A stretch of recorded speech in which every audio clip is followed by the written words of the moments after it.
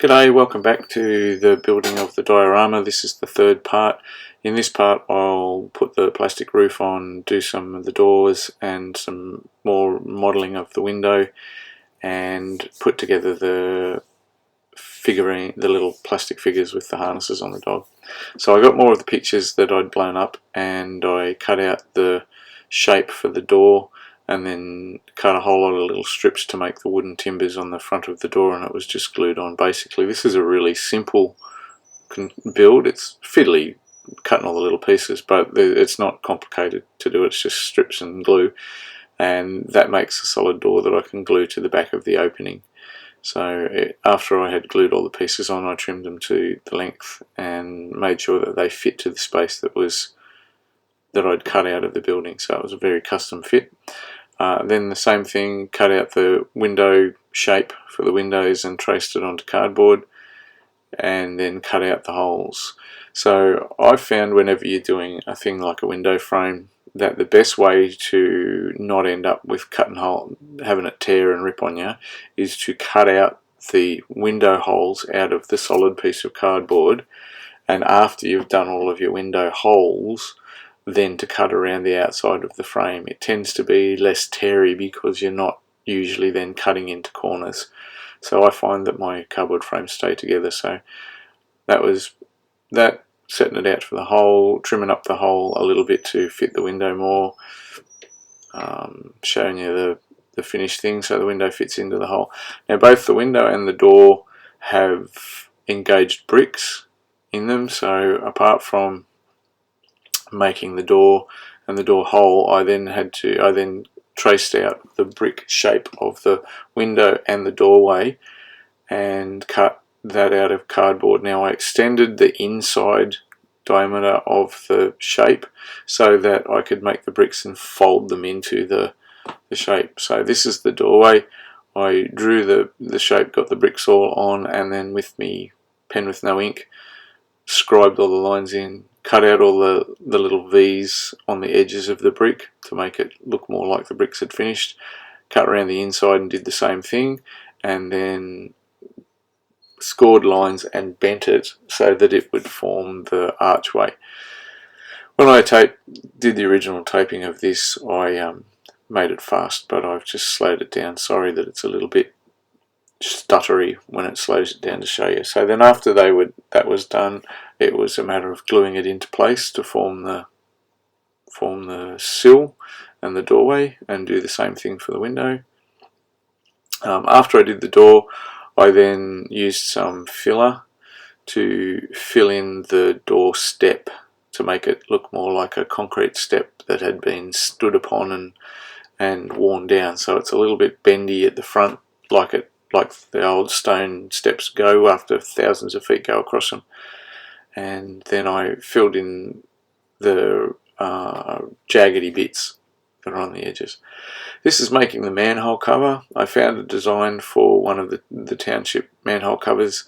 I cut 3 manholes, just shapes with cardboard, and cut out the little holes in the thing so that it would have a profile. Used a pen to inscribe into the hole the shape and the thing, and then glued it into place as the manhole cover, and it'll have really good detail when I paint it and wash over the top of it. Those details will pick out. Painted the door a really lovely brown, and a timbery looking brown, and it'll get a wash on it. I had built the model figures. I didn't bother to show you the construction of them. It's just gluing together a plastic model, so sanding the edges and getting all the join marks and that off.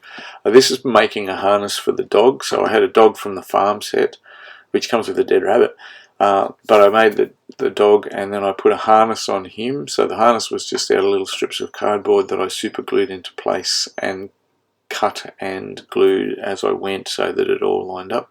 I then made a lead for the dog. The lead is out of a paper clip so that the dog will stay attached to the soldier.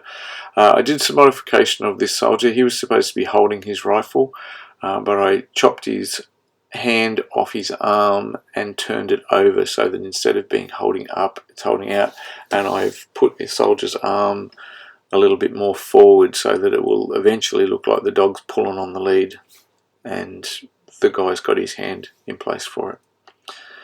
So put some blue tack on them and just stuck them down to try and figure out what the best placement's going to be. In the end, it's different to what it is, but that's how you go. Now I'm just doing a brown wash and a black wash on the door. I cut the plastic for the roof line exactly the same as the cardboard was done and glued it in place. Unfortunately, the super glue did not work, and after trying to get it to work, it didn't work twice, so I went and got liquid nails and put the liquid nails on the roof instead, wiped off all the super glue, got the liquid nails, stuck that on, smoothed it out and glued the piece in place. Now this was the right thing to do. However, I've forgotten exactly what the process was, but I cut an extra piece out of the roof and it was wrong to do. I made the capping tiles out of one strip of tile, and I sliced it off and then I glued it on with super glue and used a paintbrush and mineral turpentine to fill in the edges so that it looks more capped in place. The gutters I made out of Chupa Chup sticks. I got a Chupa Chup stick and cut it down the center, and then I used a paintbrush to shape and widen the Chupa Chup stick, and then gave it a little bit of a sand and just glued it into place. So this is the process there that you're seeing. So you gotta be real careful doing it because you can slice your finger as quick as winking. So I did several methods, but the final one was start pushing the paintbrush into it and chop down it and spread it as I go. After I had cut the stick, it was a little bit longer than it needed, a little bit rounder than it needed to be, too much of it. So I put it around a ruler and chopped it square and then used the paintbrush to widen it a little bit further. This was the process for all of the gutters, and I just glued them in place and they came up a treat, and I was very, very happy with the way that the gutters went on. So when I'm gluing the gutter, you'll probably see the repair to the roof that happened. Part of the reasons why I haven't shown some of the repairs was simply that the video camera got full and I didn't have time to I had the time to do the modelling and it was busily uploading, so I just went ahead and did things. So you can see the piece that's stuck on there. Thankfully, when I finally did put the snow on, it looked better than it does in this particular photo, and it's not so it's noticeable if you know to look for it, but it wasn't so noticeable. No idea why I thought a better angle was a better angle, but it was dumb. Old rule: measure twice, cut once. So that's pretty much the end of the construction of the building. I'm just cutting out the pieces of card that will fill in the building so that when it's not a diorama, when it's bookends, they're not just open. And so I cut the basic shape of the cardboard and then sculpted the foam because of the angles to fit flat so that I could glue the cardboard in and get it into place.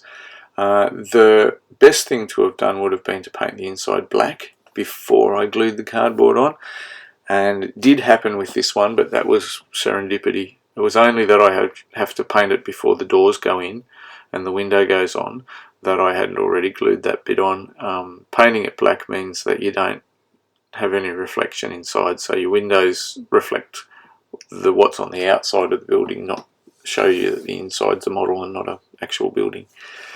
So that's it, assembled. Next thing is painting. Did my little hero dance. Music was good at the time. Thank you for watching. In the next bit it's the painting, and then the fifth one is all of the assembly and the snow and the finish. Thanks for watching, and I hope you're enjoying it if you're creative like I am.